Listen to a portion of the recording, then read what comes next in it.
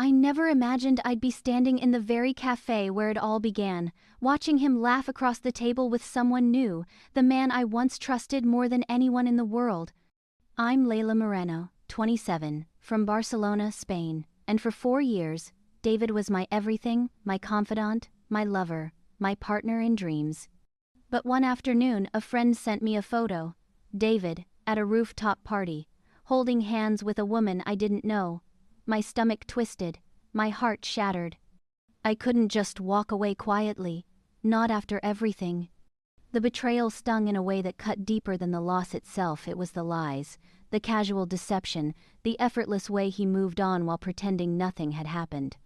I spent the night scouring social media, messaging mutual friends under the guise of casual conversation, and slowly a web began to emerge.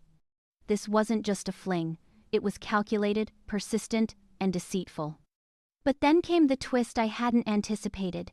I discovered her David's new girlfriend, Emma, and through a mutual friend I learned she had suspicions too. She wasn't blind to his charm or lies. She had caught fragments of his deceit and, like me, had grown frustrated, wary, and hurt. The first message I sent Emma was cautious, almost diplomatic. "I think we have the same problem. Can we talk?" I held my breath for hours.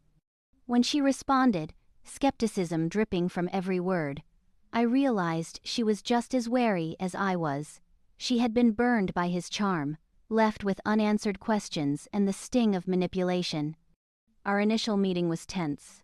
2 women, united by betrayal, sizing each other up, wondering if trust could exist between us. But as we shared stories, the patterns became undeniable. Repeated lies, emotional manipulation, and a long trail of deceit. That's when we realized we didn't have to act separately. Individually, we were powerless.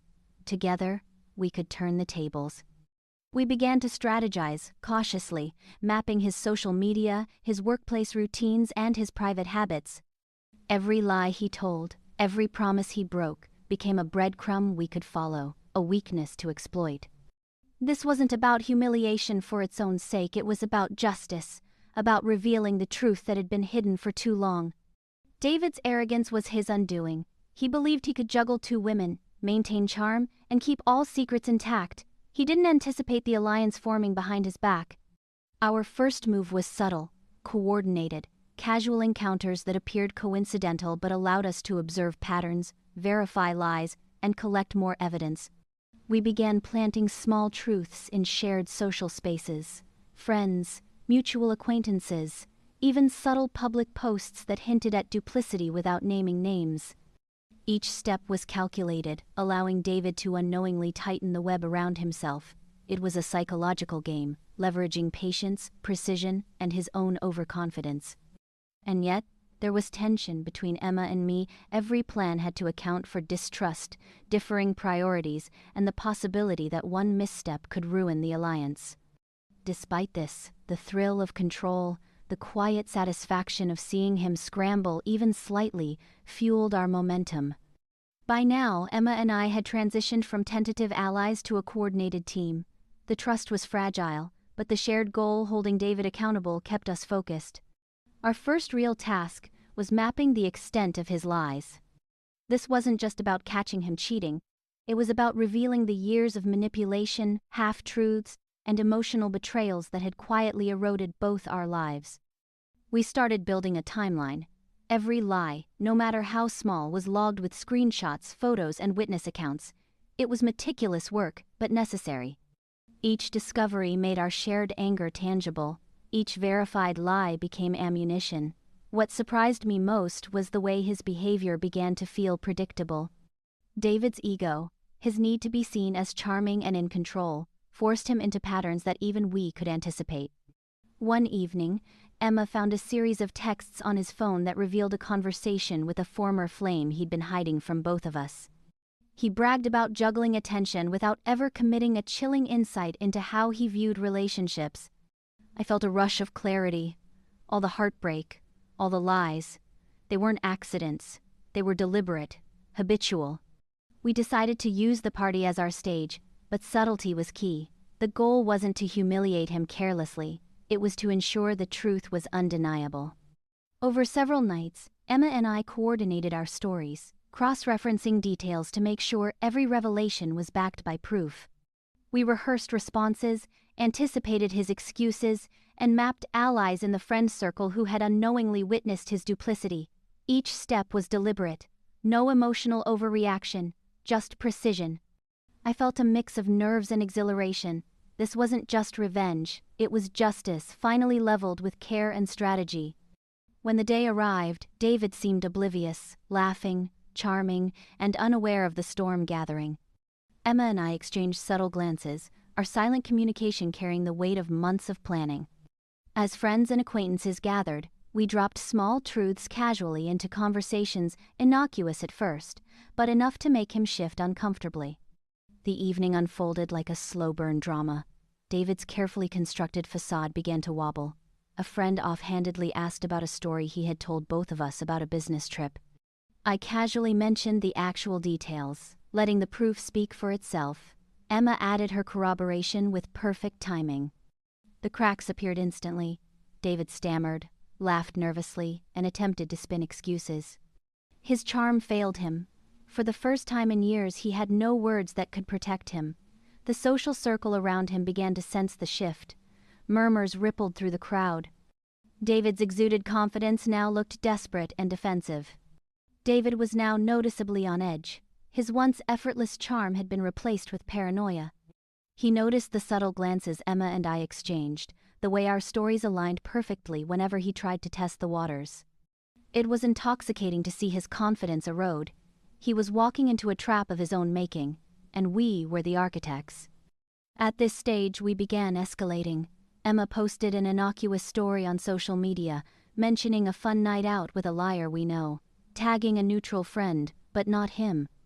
David noticed immediately, his face blanching as he realized that someone in his social circle was hinting at his deceit. Meanwhile, I strategically sent him a message pretending to be casual. Funny how people notice things, isn't it? The tension grew. He tried to charm his way out, but we had prepared counterpoints for every excuse. Even minor details, like an old flight booking he lied about, were now evidence in our arsenal. Friends were now subtly questioning him, sensing that he wasn't being honest. The party was approaching, our perfect stage. Emma and I had coordinated everything meticulously: who would be present, what would be said, and which proofs we would accidentally reveal. This wasn't about public humiliation, it was about exposing the truth so that everyone could see the deception that had haunted both our lives. During the party, David entered confidently, unaware of the web we had spun.